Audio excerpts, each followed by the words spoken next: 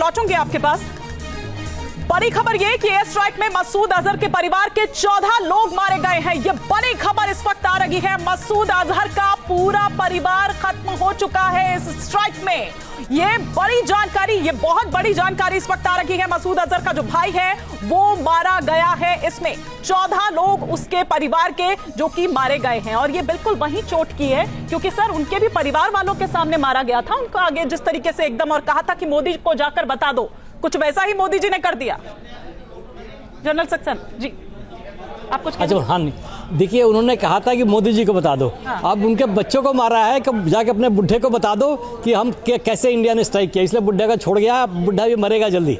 Young leadership को destroy करना सबसे ज़्यादा महत्वपूर्ण है, वो इसमें हमने अचीव कर लिया है। इस अटैक में ज़्यादातर जो अभी ऊपर ज़्यादा जो सांप जो ज़्यादा फंदा उठा के कूदने की कोशिश करे थे उनको सबा दिया और ये बुढ़ा आदमी बच गया है। मेरे ख्याल से बचा नहीं होगा, लेकिन बचने के लिए तो उसने अपने बहुत गहरे बिल में घुस गया था। अगर बच गया होगा तभी खत्म हो जाएगा, लेकिन ये 14 लोगों का जाना वो बहुत बड़ा झटका होगा उसके लिए। और उस बुड्ढे को समझ में आ जाना चाहिए कि तुमने अपने टेररिस्ट को क्या कहने के लिए भेजा था, उसका जवाब तुम्हें अच्छी तरीके से मिल गया है। और ये प्रेस कॉन्फ्रेंस जिस तरीके से हमारे महिला जिन्होंने आपने लेडीज को छोड़ा था, महिलाओं को, वो महिलाओं ने बताया कि हमने तुम्हारे साथ क्या किया है। ये एक बहुत बड़ा मैसेज है and we are thankful to the air force and Indian army. इस तरीके से उन्होंने एक्शन लिया। बिल्कुल सर, ये बहुत बड़ा मैसेज है जनरल सक्सेना, क्योंकि आप ये देखिए कि ऑपरेशन सिंदूर और पीएम मोदी ने ये कहा भी था कि तुमने वो सिंदूर उजाड़ा है उसका जवाब तुम्हें उसी तरह से मिलेगा और उसी तरह की चोट वो की जाएगी। ये बहुत ही भावुक भी करता है सर, लेकिन एक बड़ा मैसेज भी दे रहा है। ये एक्चुअली बहुत बड़ा मैसेज दे रहा है क्योंकि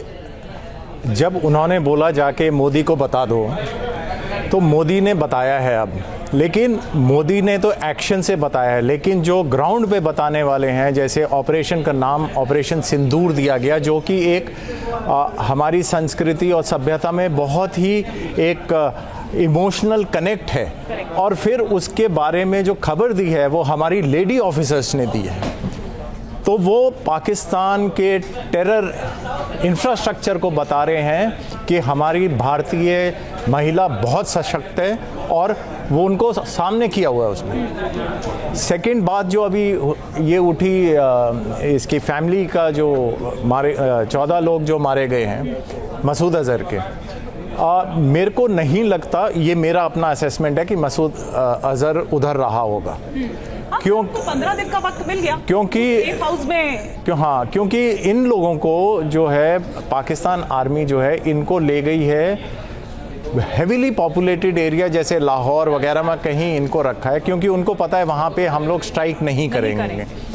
तो वो क्या कर रहे हैं कि पाकिस्तान की जो पॉपुलेशन है, सिविल पॉपुलेशन है, उसको इन्होंने इन टेररिस्ट के जो सरगना है उनके शील्ड बना दिए, उनके पीछे छुपा दिया। अगर हमला उस पे होगा तो मरेंगे कौन? पाकिस्तान का आम आदमी। तो वो पाकिस्तान के आम आदमी की चिंता नहीं है, उनको बचाना है ये टेररिस्ट को। तो मेरे को नहीं लगता कि ये वहां पे होगा। उसकी फैमिली को छोड़ गया होगा तो फैमिली तो जैसे रिपोर्ट आ रही है खत्म। कि भारत ने इस ऑपरेशन को करने में भी तमाम एहतियात बरते, वो मानवता का भी ख्याल रखा, लेकिन पाकिस्तान क्या ख्याल रखेगा सर, जो अपने आतंकियों को यहाँ पर पालता पोसता है, उनके लिए हेडक्वार्टर्स तैयार करता है, उनके लिए आप देखिए ना कि कितनी पूरी पूंजी जो है वो यहाँ पर लगा देते हैं। क्योंकि कर्नल सिंह, मैं थोड़ी देर पहले यहाँ पर सर से यही बात कर रही थी, यहाँ पर और हमारे तो देश में फौज है, सब देशों के पास फौज होती है, लेकिन यहाँ तो फौज के पास ही देश है सर। यस, ये कहावत प्रसिद्ध है कि दुनिया के देशों के पास एक सेना होती है, मगर पाकिस्तान में ये कहावत है कि सेना के पास एक देश है।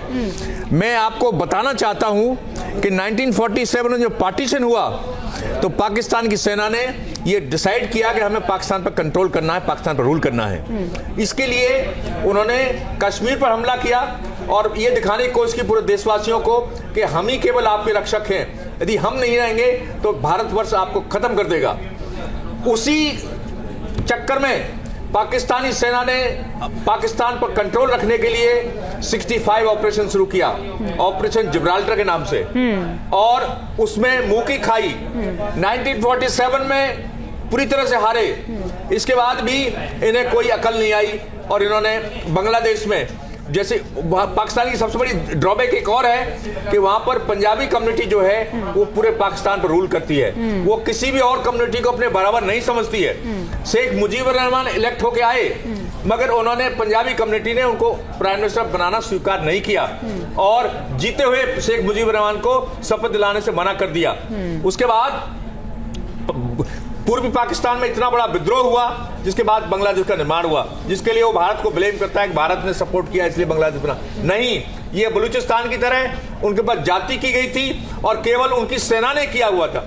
आपको रिकॉर्ड है ये कि 3 लाख महिलाओं के साथ बलात्कार हुआ था पूरे पाकिस्तान में, और कितने ही लोग वहां मारे गए थे, जिसके कारण उन्होंने मुक्ति वाहिनी का निर्माण किया और बांग्लादेश को आजाद कराया। वही हालात अब बलूचिस्तान में हो रहे हैं और वो दिन दूर नहीं है जब बलूचिस्तान भी आजाद होगा। खैबर पख्तूनख्वा में भी देखिए सर, हर जगह चल रहा है, हर जगह चल रहा है। एक्चुअली पाकिस्तान की केवल एक, मैं विश्व में पूरे में एक ऐसी सेना देख रहा हूं कि जिसने देश को बर्बाद किया है। आप बताइए, जिस नौजवानों को पाकिस्तान के विकास में अपना योगदान करना चाहिए था 79 में, उनको आतंकवाद में झोंक दिया गया।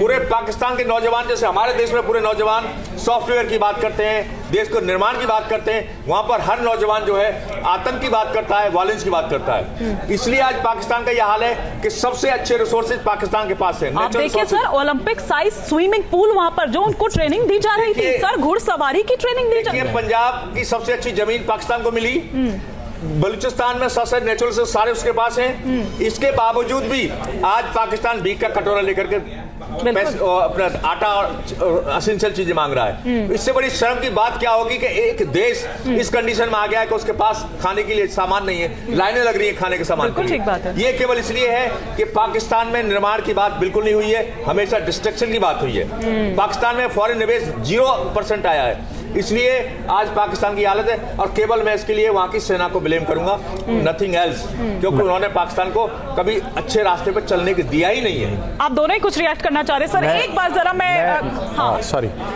मैं इनके उसमें थोड़ा सा ऐड करना चाहूंगा कि पाकिस्तान की सेना के बारे में इन्होंने सब कुछ बता दिया, लेकिन हमें यह भी याद रखना है कि यही सेना है जब ऑफ विजय में इनकी डेड बॉडीज थी, पाकिस्तानी सोल्जर्स की डेड बॉडीज थी, उन्होंने अपने ही सोल्जर्स की डेड बॉडीज लेने से इनकार कर दिया था। ठीक बात है। तो उन्होंने ना तो अपने सोल्जर्स का ध्यान रखा, और आज उन्होंने ये जो टेररिस्ट के लीडर्स हैं उनको अपनी पॉपुलेशन में छुपा दिया है और पॉपुलेशन को ढाल बना दिया। तो वो ढाल बना रहे, ह्यूमन शील्ड जो है वो बना रहे। सर मैं जान रही हूँ तिवारी सर आप कुछ रिएक्ट करना चाह रहे हैं, लेकिन एक बार जरा ग्राउंड पर चलती हूँ। हमारा एक और वरिष्ठ सहयोगी विकास चंद्रा जी इस वक्त हमारे साथ जुड़े हुए हैं। विकास जी, अभी क्या और वहां पर चल रहा है, क्या वहां पर, और क्योंकि बैठकों का दौर तो जारी है, लगातार हम यहां पर देख रहे हैं, कैबिनेट की बैठक भी 11 बजे होने वाली थी, क्या कुछ अभी यहां पर चल रहा है, क्या आगे की रणनीति, क्योंकि ये तो माना जा रहा है कि पाकिस्तान रिस्पॉन्ड करेगा।